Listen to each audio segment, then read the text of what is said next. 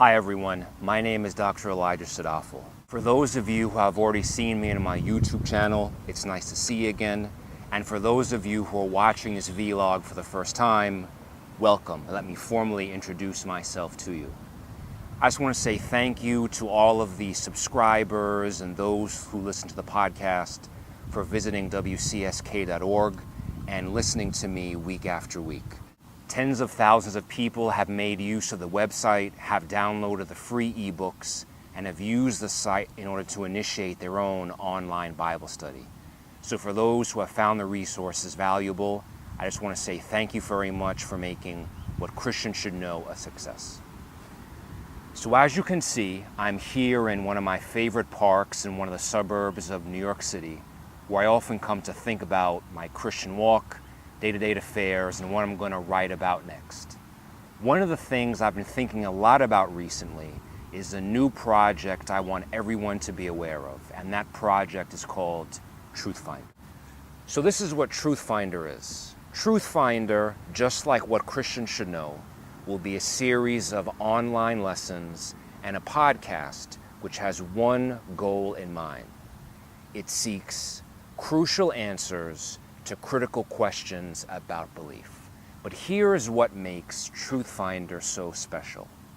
I'm going to approach the topic about belief, about whether or not God exists, if there is a metaphysical someone up there, not from the standpoint of a believer, but from someone who is undecided, someone who is unsure, someone who is possibly an atheist, someone who is possibly agnostic, and has sincere questions and doubts about what they truly believe. What really inspired me to spark this project is a conversation I had with one of my wife's colleagues not too long ago.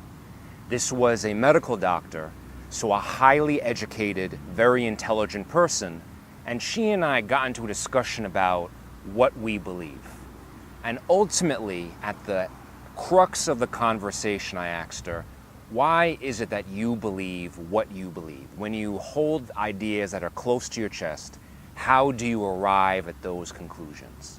And she told me, it's basically what I feel to be true. And this conversation got me curious, because one intelligent person was basically telling me she believed what she believed because of what she felt on the inside.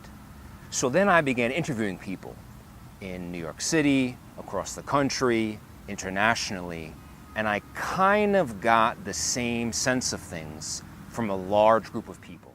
That people claim to believe certain things, and when asked why they believe it, they never really had any rational or refined reasons. It kind of just boiled down to they just felt that way.